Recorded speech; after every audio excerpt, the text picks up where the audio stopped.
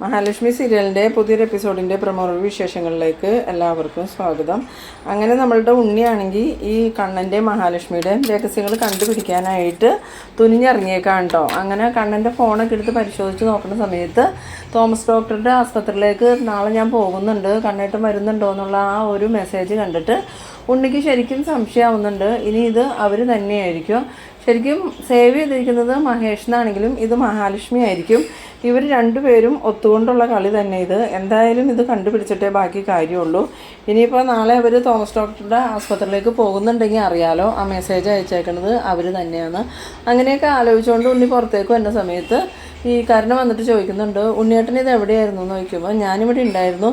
എന്താണെന്ന് ചോദിക്കുമ്പം കണ്ണേട്ടനെ അവിടെ അന്വേഷിക്കുന്നുണ്ടായിരുന്നു ഭക്ഷണം കഴിക്കുന്ന സമയത്ത്. ഉണ്ണിയേട്ടനെ കണ്ടില്ലല്ലോ എന്ന് പറഞ്ഞു. അപ്പോൾ നീ എന്താ പറഞ്ഞതെന്ന് ചോദിക്കുമ്പം നിങ്ങൾ പറഞ്ഞതുപോലെ തന്നെ ഞാൻ പറഞ്ഞിട്ടുണ്ട്.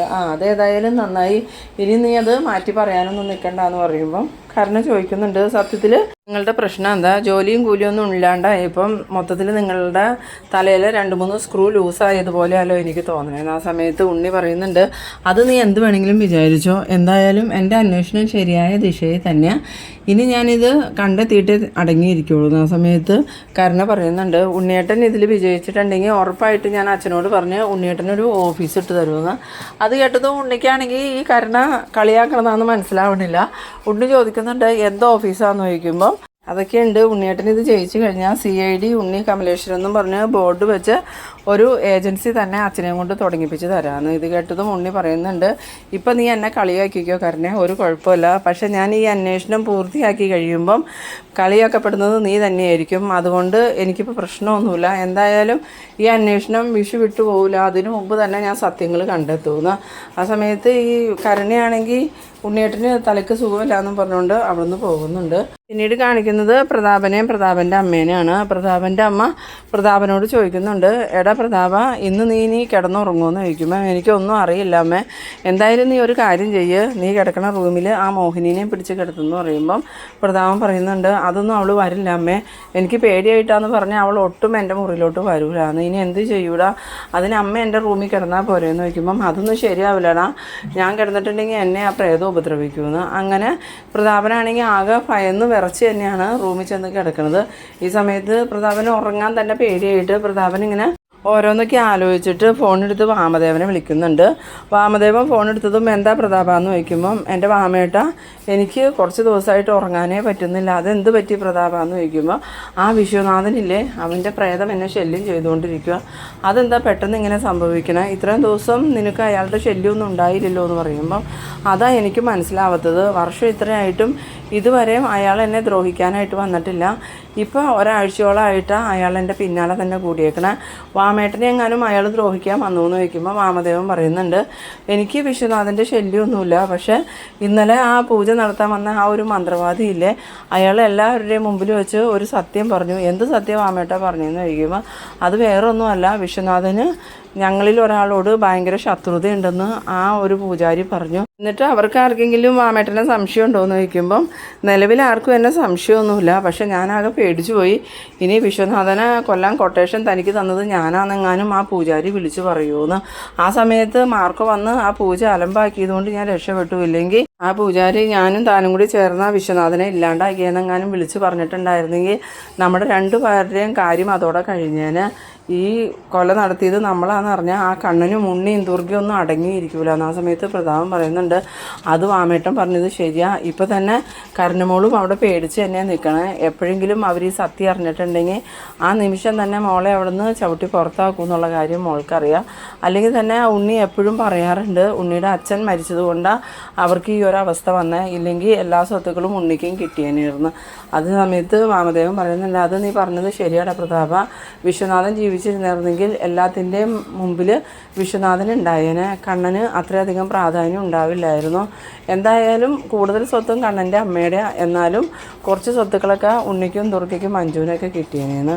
പിന്നീട് കാണിക്കുന്നത് നമ്മളുടെ മഹാലക്ഷ്മി ലേഹയും കൂടി തോമസ് ഡോക്ടറുടെ ആസ്പത്രിയിലേക്ക് പോകാനായിട്ട് ഇറങ്ങാണ്.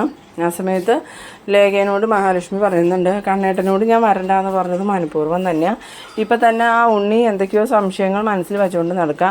ഇനി അവൻ കണ്ണേട്ടനെ എങ്ങാനും ഫോളോ ചെയ്ത് വന്നിട്ടുണ്ടെങ്കിൽ ഞങ്ങൾ രണ്ടുപേരെയും ഒരുമിച്ച് കണ്ട ഞങ്ങൾ ഇത്രയും നേരം കളിച്ച നാടകമൊക്കെ വെറുതെ ആയി പോകുന്നു. ആ സമയം ലേഖ പറയുന്നുണ്ട്, എന്തായാലും അവനെ നമ്മൾ നല്ലോണം സൂക്ഷിക്കണം മഹി.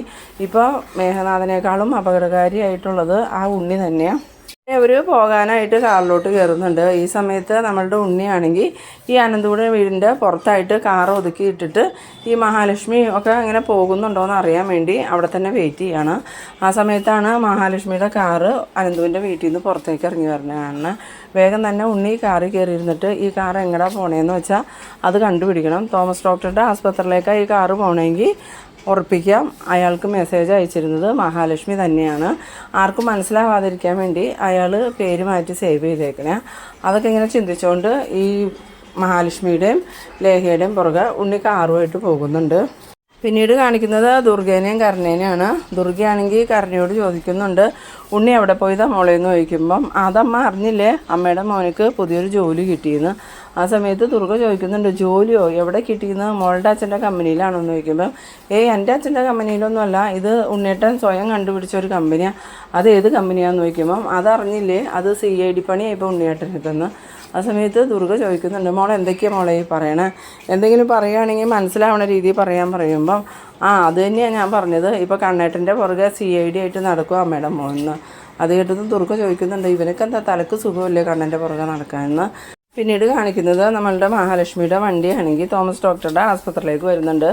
ആ സമയത്ത് അവിടെ സാഗർ പുറത്ത് തന്നെ നിൽക്കുന്നുണ്ട്. സാഗറിനെ കണ്ടതും കാറിൽ നിന്ന് ഇറങ്ങി മഹാലക്ഷ്മി സാഗറിൻ്റെ അടുത്തേക്ക് ചെല്ലുമ്പം സാഗർ എങ്ങനെയുണ്ട് മാഡം, ഇപ്പോൾ ബുദ്ധിമുട്ട് എന്തെങ്കിലും ഉണ്ടോ എന്നൊക്കെ ഇങ്ങനെ ചോദിക്കുന്നുണ്ട്. ആ സമയത്ത് മഹാലക്ഷ്മി പറയുന്നുണ്ട്, ഇപ്പോൾ ഒരു കുഴപ്പമില്ല സാഗർ, മഞ്ജുവിന് എന്താ വിശേഷം, കുറച്ച് ദിവസമായില്ല അവളെ കണ്ടിട്ടെന്ന് പറയുമ്പം മഞ്ജു കുറച്ച് ദിവസമായി ഏടത്തിനെ കാണാൻ പോകണമെന്ന് പറയുന്നു. ഇന്നെന്തായാലും ഞങ്ങൾ വരാമെന്ന് കരുതി ഇരിക്കുമായിരുന്നു, അപ്പോഴല്ലേ കണ്ടേന്ന് പറയണു. അതിന് ഞാൻ മഞ്ജുവിനെ കണ്ടില്ലല്ലോ, മഞ്ജുവിനെയും കൂട്ടി സാഗർ ഒരു ദിവസം അനന്തേട്ടൻ്റെ വീട്ടിലേക്ക് വന്നു. എന്തായാലും ഞങ്ങൾ പോയി ഡോക്ടറെ കണ്ടിട്ട് വരാമെന്നും പറഞ്ഞ് മഹാലക്ഷ്മി ലേഖയും കൂടെ കൂടി അകത്തേക്ക് കയറി പോകുന്നുണ്ട്. ഈ സമയത്ത് നമ്മളുടെ ഉണ്ണിയാണെങ്കിൽ വെളിയിൽ നിന്ന് ഇതെല്ലാം കാണുന്നുണ്ട്. അപ്പോൾ ഉണ്ണിക്ക് ഉറപ്പാവുന്നുണ്ട് ഈ കണ്ണന് മെസ്സേജ് അയച്ചിരുന്നത് മഹാലക്ഷ്മി തന്നെയാണ്.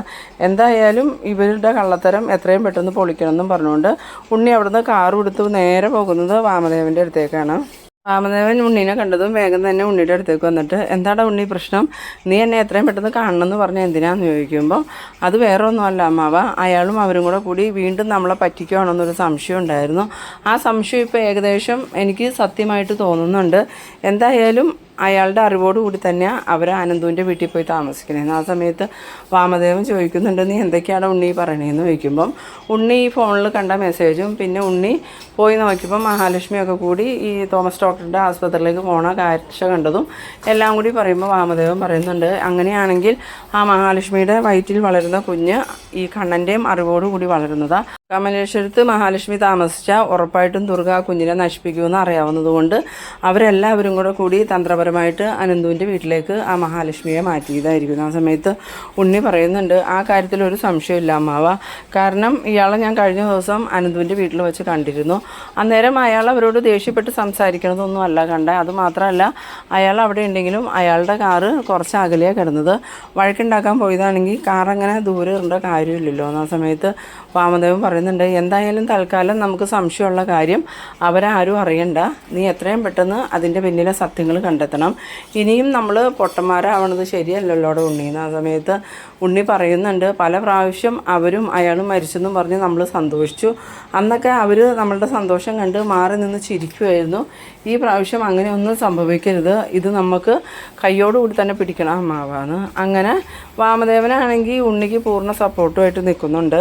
അതേസമയം നമ്മളുടെ കണ്ണനാണെങ്കിൽ ഫ്രൂട്ട്സ് കടയിലോട്ട് വരുന്നുണ്ട്. ഫ്രൂട്ട്സ് കടയിൽ വന്നതും ഈ ഫ്രൂട്ട്സ് കടക്കാരൻ കണ്ണനോട് പറയുന്നുണ്ട്, സാറ് വാങ്ങണ ഫ്രൂട്ട്സ് സാറിൻ്റെ വീട്ടിലോട്ടല്ലേ കൊണ്ടുപോകണേന്ന് ചോദിക്കുമ്പോൾ അതെന്താ ചേട്ടൻ അങ്ങനെ ചോദിച്ചതെന്ന് ചോദിക്കണു.